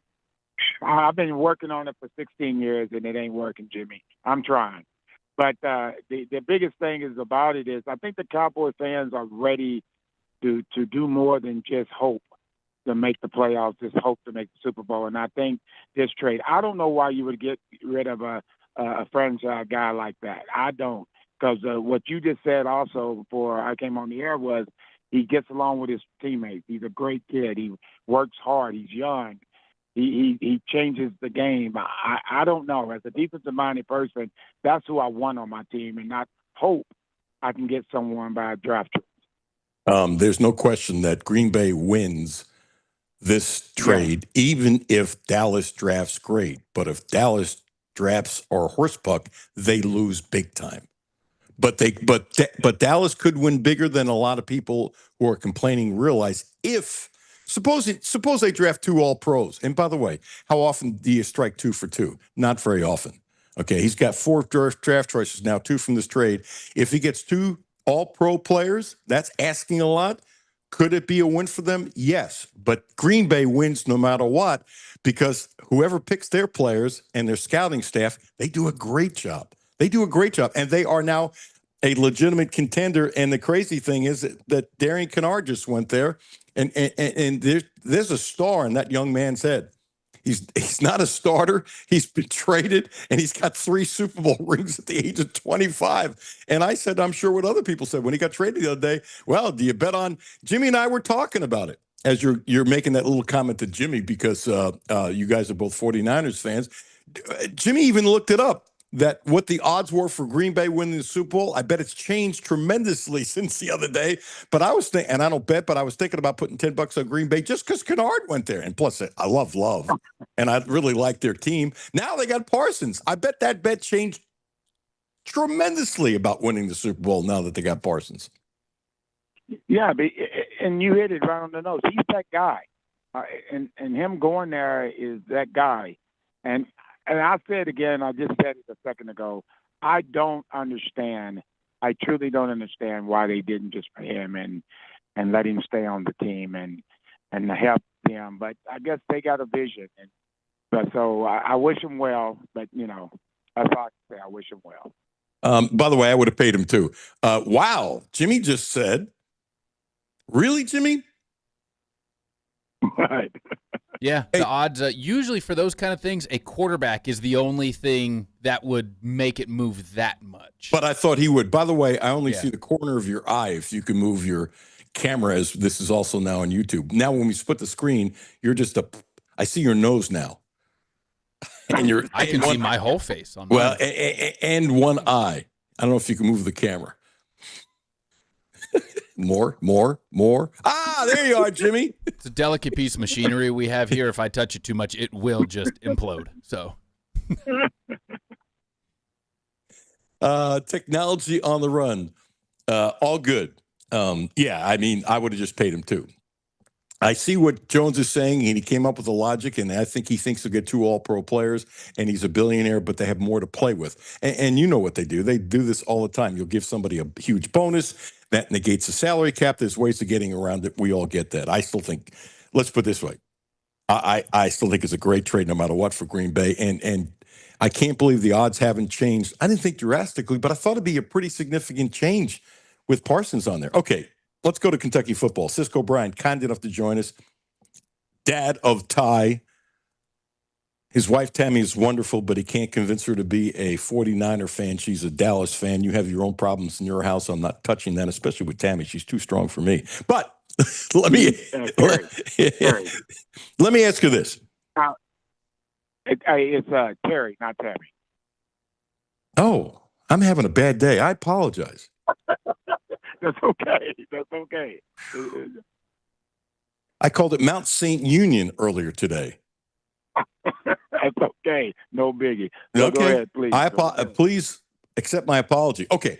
Kentucky averages 6'6" and 327 pounds, if the numbers are right. And I bet it's close, one way or the other. There's fudging on these things. I'm not throwing a spade at Kentucky, but I don't think anybody believes all the heights and weights of every team that comes out. Point being is this: they're much bigger than Toledo. And they should be able to push him around. Now, Mark Beyer, the play-by-play man, came up with a number that blew me away. I don't know if you're listening at the time. He said they have 12 kids. Now, think about this, Cisco. You're at the track. 12 kids on Toledo that run at least 21 miles an hour. One is a linebacker, and they got one kid that runs 23 miles an hour. I have no clue how many Kentucky has. That's a ridiculous number when it comes to speed. Could Georgia have more? I mean, I don't know. But that's a ton of kids. I mean, it wasn't that long ago. Kentucky had about 3 or 4 guys that can do it, and they were kind of bragging on it a number of years ago. So that's crazy speed. You agree? That's a lot of guys that can run. That's a lot. I mean, that's some Ohio State, Alabama, Texas type stuff. So we'll find out on Saturday, because that just looks like they're just going to that's a lot. That's a lot. If that's an accurate statement, that's a whole lot of guys that could flat out run. He's the play-by-play guy, I don't know him, but I have no reason to disbelieve him. I don't think he'd come up with that if it wasn't true. Well, all you can do, a man's word is his bond. So hopefully, we'll find out on Saturday. about all this speed, because you put that out there, that's a pretty good statement. It's nuts. I think Kentucky's going to be able to push him around. I think Kentucky's going to win. I think Kentucky's going to a bowl game. I'm not being a homer. That's what I honestly, sincerely believe. And your thoughts on the season is? The same thing. Somebody asked me, and I said they're going to win some games. And I said it, I think the last time I was on your show was, I don't know what 6 games, 7 games they're going to win. I really don't. It's just like last year at Ole Miss. I don't know. And they had an opportunity at Georgia to beat Georgia. They had an opportunity. They played Texas very well and had a chance for that. I just think that this time, hopefully, the ball rolls over in UK's favor. I really mean that, because I said it to you earlier when we talked months and months ago that I love going through their practices only because one thing. All you heard was yes, sir. And as an old veteran coach as I am, that means everybody's on board. And so I guess the term is, it's enough talking about it. We got to be about it. You know, that yes, sir comment that you gave us quite a while ago was one of the most powerful ones that I've heard, because you're old school and I am into respect. You are too. It was powerful. Now, I don't know if this is true or not. I'm just going to tell you what internet is saying with Ohio State. They're saying they have 6 players that run at least 21 miles an hour, including the quarterback, Will Howard, which is crazy, at 237 pounds.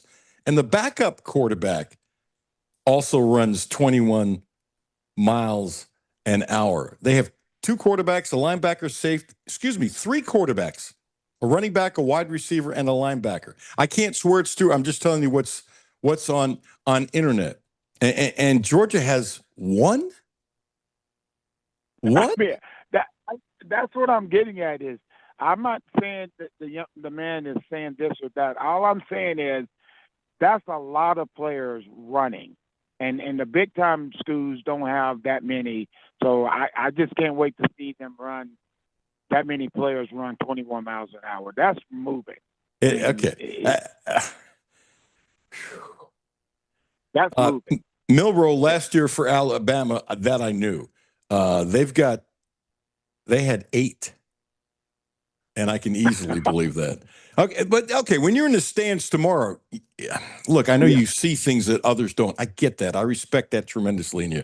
But how the hell can you tell if a kid's running 21 miles an hour if you don't have a clock on him? Well, sometimes it's sort of like law enforcement. You've seen speed. We had a gentleman that played with me, Jimmy O'Neill, was a receiver out of Florida, and Jimmy ran a 4.3. And you could tell he ran a 4.3. It didn't look like his feet was touching the ground. You can, and you've seen it a lot as a coach and as an athlete, and watching kids run, young people run, and you know speed when you see speed. And so I'm gonna be looking for that, and it's obvious to me. And that kid's got speed. That kid's got speed. You can tell he does not have to get up to 21 miles per hour to tell that he has potential to get up to 21 miles per hour. I got you. You into predictions? 1, do you think they'll win tomorrow? Which I do. What do you think? And 2, do you think they're going to a bowl game like I do? Yes, in both cases. I really do. I think they're going to win tomorrow. My biggest thing is what you said earlier is use what you have. Don't invent the wheel. You're bigger, you're stronger up front, and just go straight at them and see how they respond to it. The old smash mouth football, punch him in the mouth. Well, I mean, Al Davis said it best. Just win, baby. Just win, baby. You want to say goodbye to Jimmy? Because I know you don't want to say goodbye to me. I always say goodbye to you, but, hey, 4-9 fan, I'll talk to you real soon, Jimmy. Go Niners. Go Niners. See you, Cisco. Bless you, Cisco. Thank you so much, pal. Thanks for having me on. I appreciate it. Sorry about this Zoom. I was driving in from Louisville. No. Back in the meeting in Louisville this morning. Supposed to start at 7 a.m. I get there, and I don't meet with those people till 10:30. I mean, you sat in Louisville for all those hours and left like 5:30 in the morning when you could have left at like 8:45.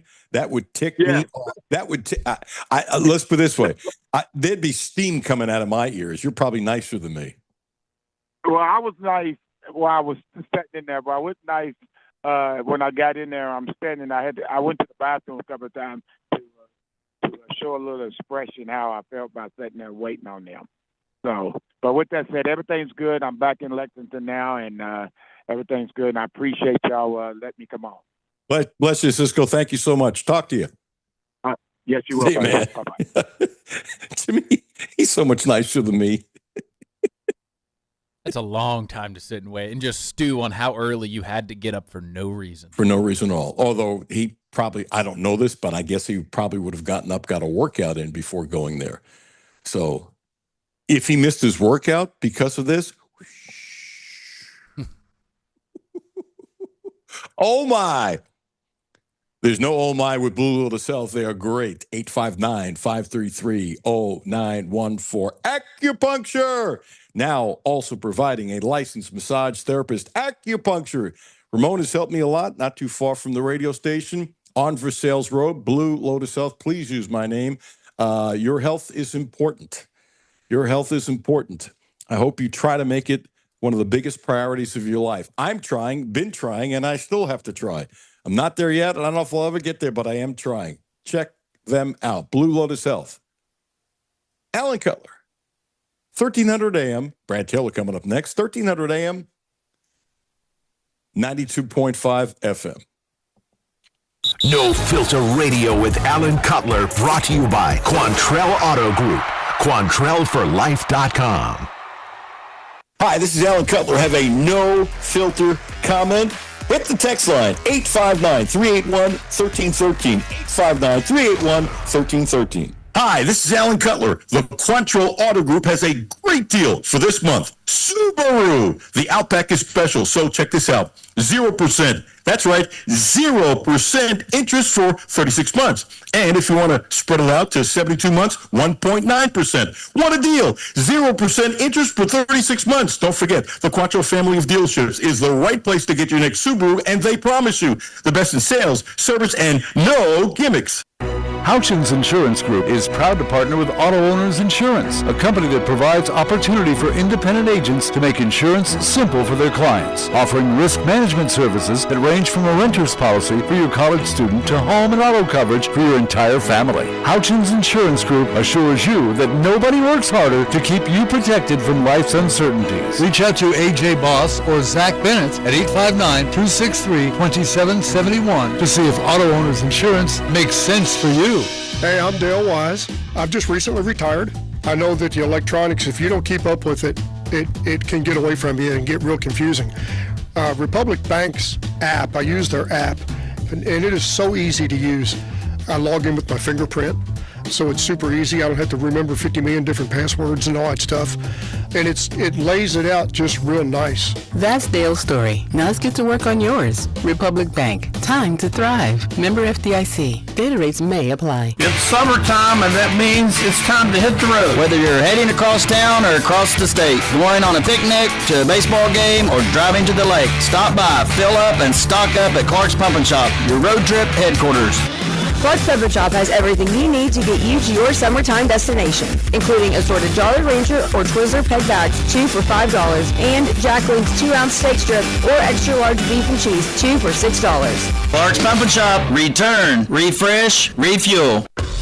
Back to No Filter Radio with Alan Cutler. Podcasts on Apple, Spotify, and Google, Monday through Friday. With both our lists, I'm just grateful. Honestly, like I said, football is the same place no matter where you go.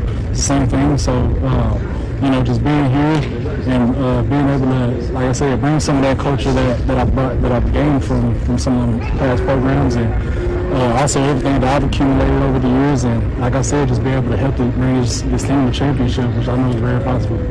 I think most people know the story. Seth McGowan literally almost lost it all, went to jail, could have been there for 70 years, got out, has totally turned his life around, easy to root for, and I think he's a studly running back. And they rested him a lot during camp, so he'd be fresh tomorrow, and I can't wait to watch him play. And I can't wait to hear what Brad Taylor says. Show is at 2:00. He's our gambling expert. He's got a hell of a show. He's got a great system. It works. And I don't understand it. I never will. All I know is he's making money and I ain't. So it's all good.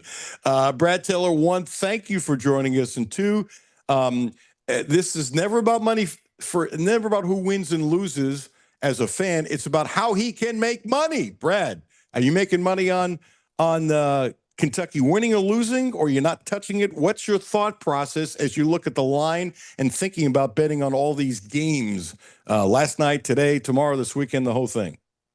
Well, first of all, thank you for having me. Thank you for the kind words.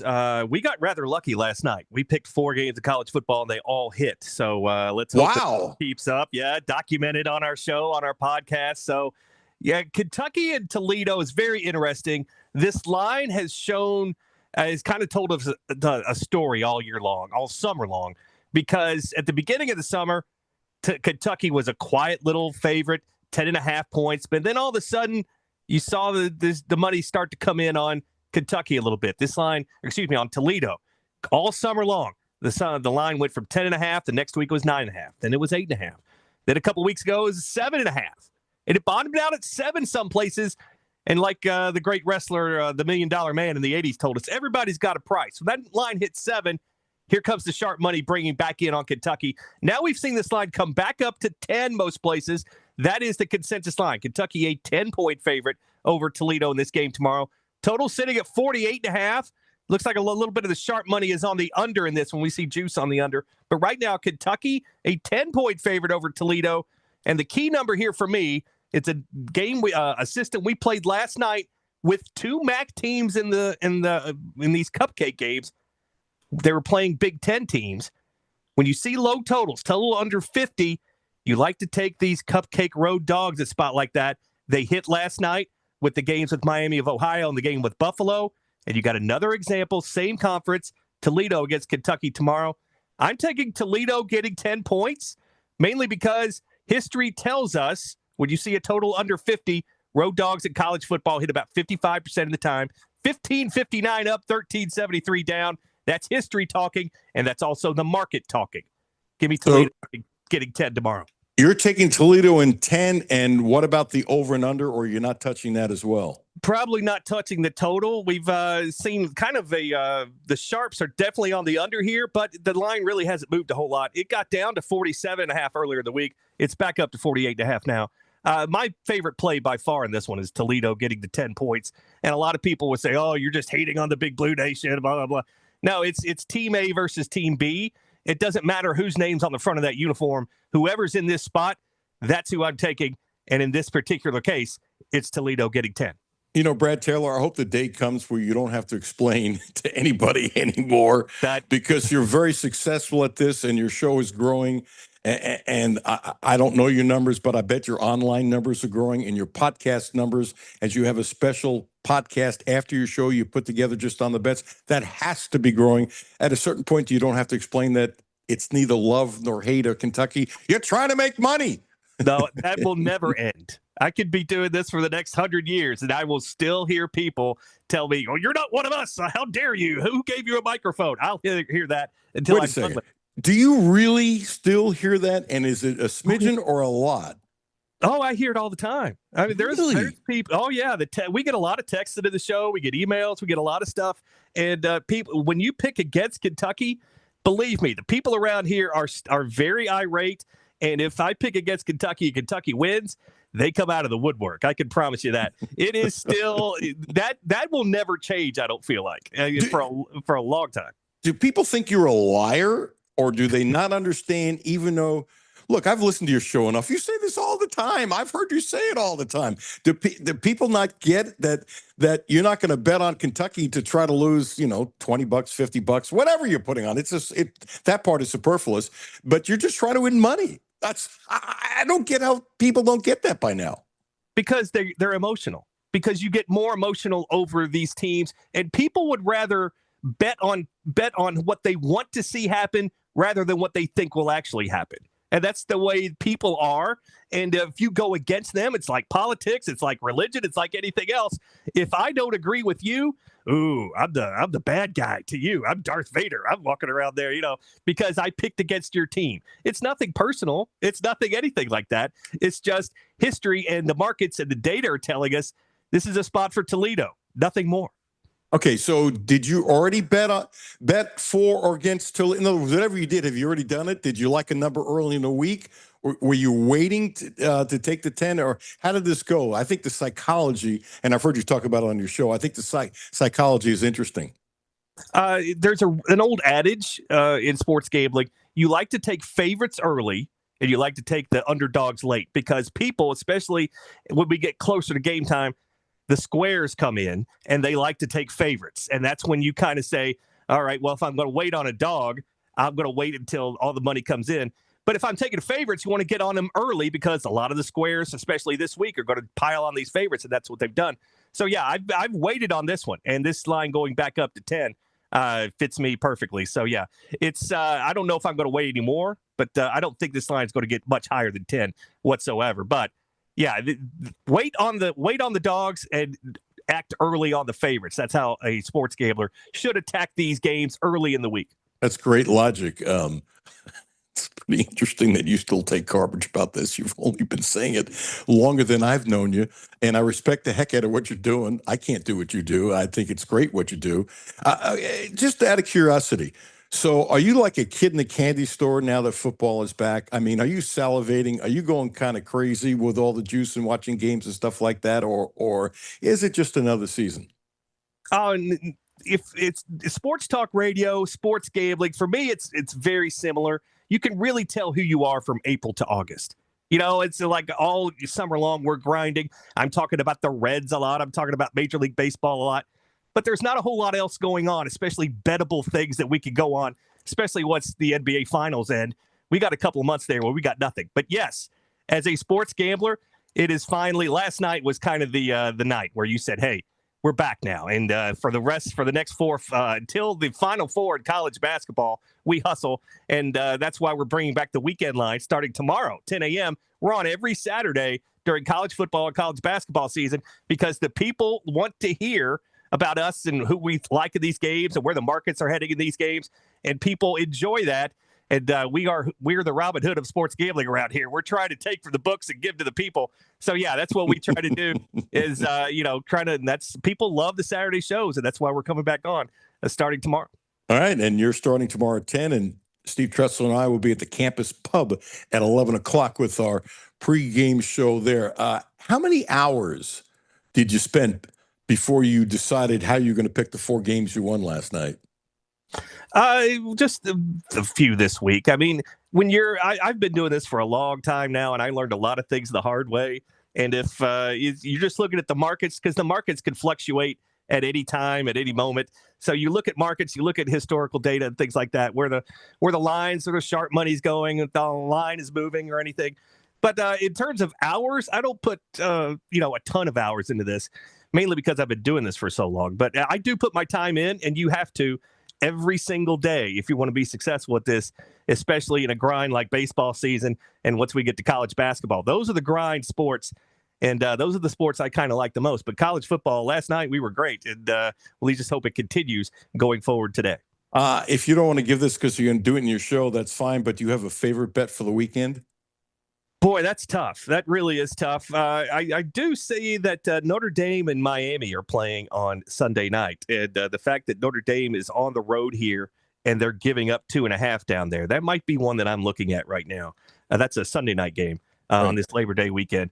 The fact that Miami has all this stuff and all the money coming in on them, yet we see Notre Dame still a 2.5-point favorite. That's one I'm kind of looking at going forward. But there's a lot of games to choose from this weekend. And like I said, it's a fluid situation. We're just trying to look at tonight's games because now it's Friday night, Saturday night, Sunday night. It's every night of the week, basically, for college and pro football. So we're excited that the season's getting started. I don't know. I hear more juice in your voice. Oh, yeah. Well, I just had my little bottle of Starbucks here because I've been hustling this morning with Miss Judy. So we're ready to go and we're hustling. And, it's very exciting time of year. And it's great when you get those texts into the show this time of year. People are excited. So, yeah, I enjoy this. If I wasn't on the radio doing this, I'd still be doing exactly the same thing. I'm just talking about what I'm doing in terms of trying to pick these games. So it's exciting. I enjoy it. Well, your show's growing. You do a hell of a job. I appreciate your time. And once again, you're coming up in just a couple minutes, and give yourself another plug for 10 a.m. tomorrow. Yeah, every day, 2 o'clock, Bottom Line with Brad Taylor. It is sports talk from a handicapping perspective. We are not fans. We are not fanboys. We are just trying to pick winners. And starting tomorrow, we're on Saturday mornings because there's nothing like in a college market like Lexington. Nobody gets you ready for the college football days and the college basketball Saturdays like we do. 10 a.m. here on ESPN Radio. And thank you, sir, for your time and your kind words today. I appreciate it. All deserved, dude. You're doing a hell of a job. Thanks, Brad. I appreciate you. May the winners be yours. Thank you, sir. Thanks, pal. I know he says it all the time on the show, but Jimmy, I just like how he said it to us, not just to me, but to us. Yeah. We all need good fortune. Absolutely. He's a good dude. And he's really good at what he does. Yeah, yesterday he was money. Now, did you follow him to the bank? Not on all of them, but a couple of them I did. And the two that I went the opposite way of him, obviously they lost. I thought I was smarter, and I took Boise. Immediately regretted it. But I followed the other ones. You know, the way the Boise State game started yesterday, I was feeling great. Yeah. I mean, their defensive line was penetrating. They were hitting the quarterback, and they were doing this, that, and the other. And then that one play from the backup quarterback throwing that long pass, and they crumbled like one of my cheap suits. They just fell apart. Let's continue with Seth McGowan, who I'm just fascinated to watch him play.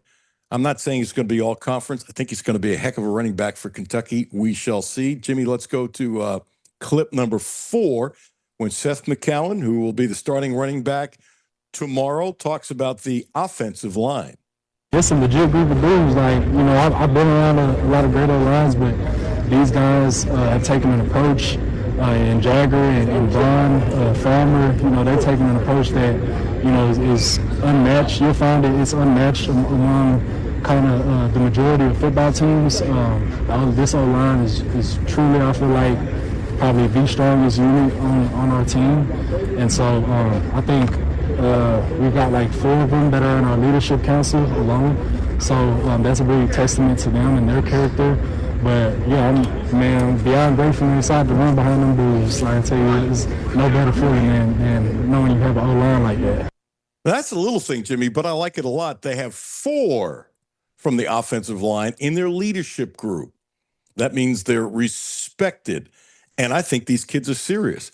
Clip number 5 on Jalen Farmer and more of what's going on his side of the ball. Controlled chaos. That's what I like. Because he made a controlled chaos, man. He a dog. He definitely don't got no quitting, and probably the most passionate dude on the team. Like I said, me and him, I feel like we extremely passionate.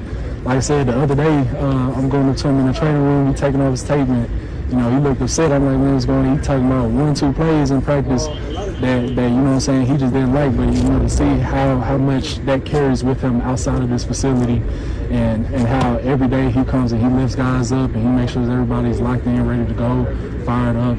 So yeah, I'm a huge Farmer fan. Like, Farmer one of my favorite dudes on the team, for real. He's talking about Jalen Farmer, who's body by Zeus, basically, the way everybody's put it. He's like 320 pounds with no body fat, and he really took to the offseason to get his body better and better, and he hasn't gotten enough love, but he's like a rock and an anchor. I like this. This is Seth McGowan on Seth McGowan, the last bite in this series of clips about what kind of running back he is.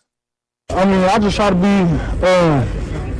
as dominant as I can, as explosive as I can. I say I try to, there's no area that I like to leave unattended in my game. I've always been a guy that, you know, was looking up to Adrian Pearson, but I was also looking up to guys like Alvin Kamara and then Marshawn Richardson and the Josh Jacobs. You know, I try to pull from everybody to just make myself the ultimate player, the ultimate team player on offense. That's ultimately what I aim to be, no matter if I'm in the backfield or split out wide. You know, the ultimate goal is just get the ball in the end zone. I take pride in blocking, take a lot of pride in blocking downfield, pass protection. That's something I'm huge on. So, yeah, I'm more of an all-around dude, all-around guy. I think that's powerful. Jimmy, would you cue up Ty Bryant? We have 3 minutes left. Maybe we can get in one or two bites, not just because Cisco did the show, but, he's a guy on his way to the NFL. I think he's a great young man and is a great player, and I'm anxious to see what he can do returning punts. I think it's going to be exciting. Jimmy, tell me when you have clip number 4. Here it is about what he wants the team to show. We just want to show that, last year was not don't take us slightly. You know what I'm saying? Last year wasn't the best moment, but, people are probably just overlooking us and stuff like that. But we're going to show that we play fast, we play physical, and we play hard every single down. And, just let our game do all the talking. Now, if they really play fast, physical, and hard, it's going to be a much bigger season. It's part of the hype and the talk. If it's legitimate, very interesting. Clip number 5, why is Kentucky different this year? I just want to show that it's just a different team around here. You know what I'm saying? We tighten a lot of the screws up in the building, doing a lot of things the right way. And I'm not saying that we didn't do that in the past, but, just more disciplined things. So I just feel like at the end of the day, all that's going to show on Saturdays, and it's going to help us prevail in tough times and difficult moments this year. Last bite from Ty, clip number 3. Hey, Ty, who are you? What do you do? Versatility. I can do a lot. I'm expecting to show a lot on Saturday, and I can't wait to see Cloverfield rocking on Saturday. I can't wait to see it either. I am so excited, really pumped up to see what these kids can do. I think it's pretty obvious when you're 6'6" and 330 or 327, averaging on the offensive line, and Toledo's smaller and faster, you say, I'm going to smash you. I'm going to punch you in the mouth. Kentucky wins. Kentucky's going to a bowl game. Kentucky will be able to run the ball. I can't wait for tomorrow. Jimmy, the best line I've heard in weeks was from Zach Calzada. I'm Clark Kent until I need to be Superman. I think that's the best line from the entire preseason hot air campaign. Would you agree? Yeah, when I heard him say that on our show with Matthew, I said if he can play quarterback half as good as he can give quotes, he's going to be pretty damn good this year. Yeah, that was a great quote. And it surprised me because he doesn't seem to be a very loquacious young man. Handles himself well. I'd say a little bit soft-spoken.